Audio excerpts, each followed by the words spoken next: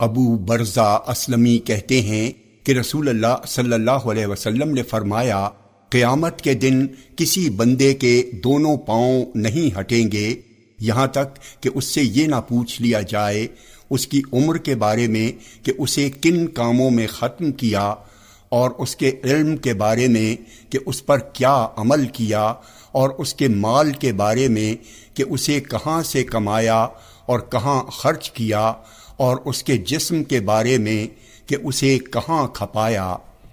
جامع ترمذی حدیث نمبر 2417۔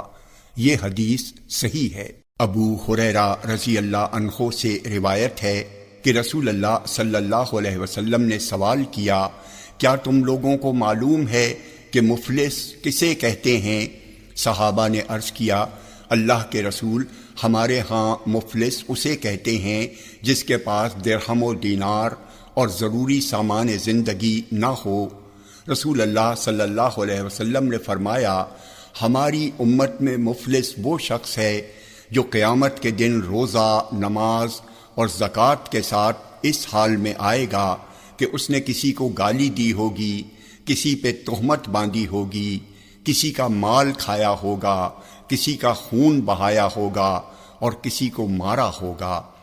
پھر اسے سب کے سامنے بٹھایا جائے گا اور بدلے میں اس کی نیکیاں مظلوموں کو دے دی جائیں گی۔